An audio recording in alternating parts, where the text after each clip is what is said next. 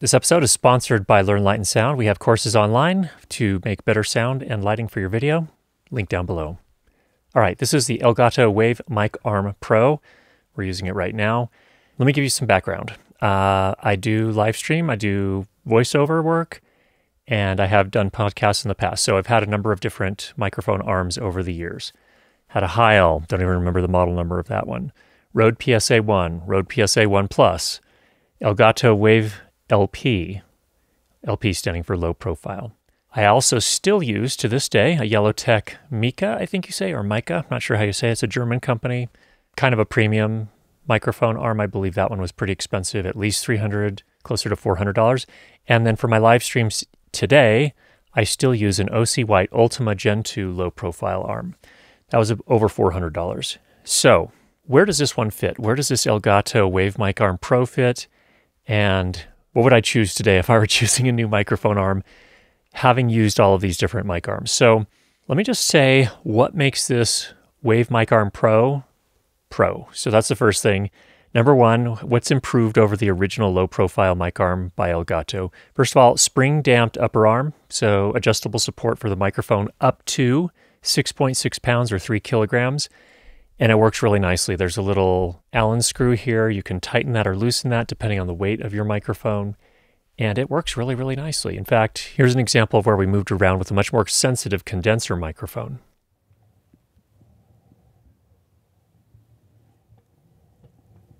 I can hear a little bit, but not much. It's doing a pretty good job. It's just really smooth.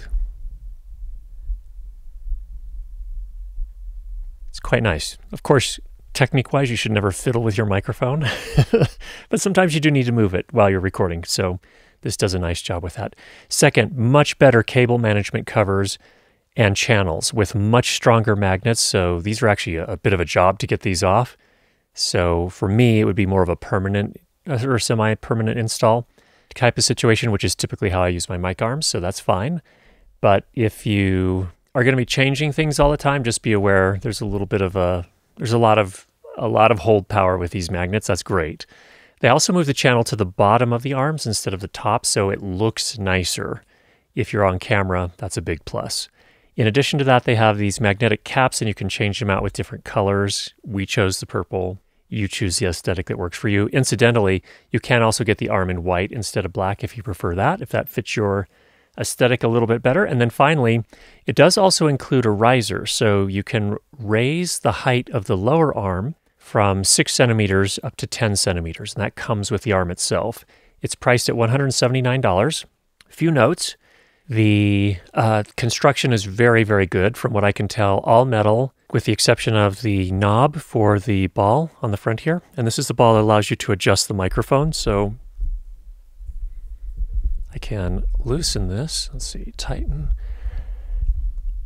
loosen it, and it allows me to move it pretty much any way I want to.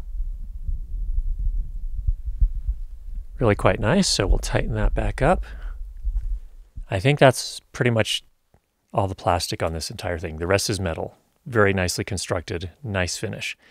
It does have a 1/4-inch thread for the microphone mounting, but it also comes with a 3/8 inch adapter and a 5/8 inch adapter, so you should be able to put pretty much any microphone on this mic arm straight out of the box, no problem.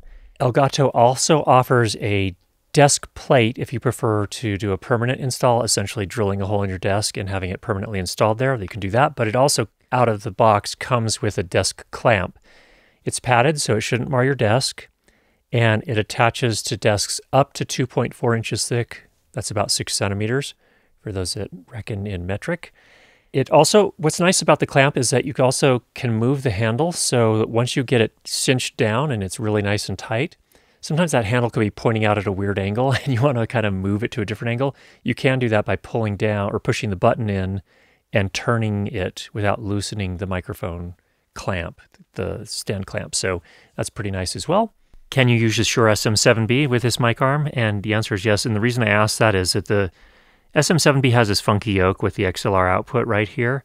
And yeah, there's enough room for an XLR connector. So seems to work just fine. This comes in, as I mentioned before, $179 US. What would I buy if I were buying today? So For work, I use the Yellowtec Mica, or Mica, however that's said, I don't even know. That's one of those mic arms that comes up. You know, the lower arm is basically mostly vertical, and then the other arm comes out at a horizontal angle generally. You can adjust that. I use that for work every day because of my setup. I have my laptop on my desk, so I needed something that could come up and over it in between my two additional monitors. So that works pretty nicely in that case. However, for my live streams, I like to have a low profile mic stand because I like to not have the microphone in front of my face, and I don't want a big mic arm in the frame either. I'd prefer not to have it, so I have a setup like this instead.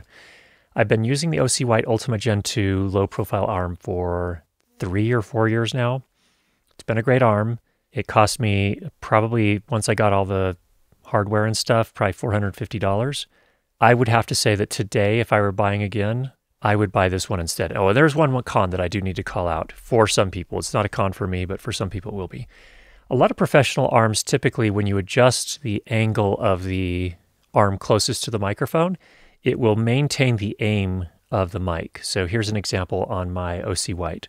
It doesn't make that much sense on a low profile arm to me. On a traditional arm that comes up and you're going to adjust the height of that, to me that makes a little bit more sense to manage the aim of the microphone, but on the low profile, I just don't see as much advantage. So here's an example.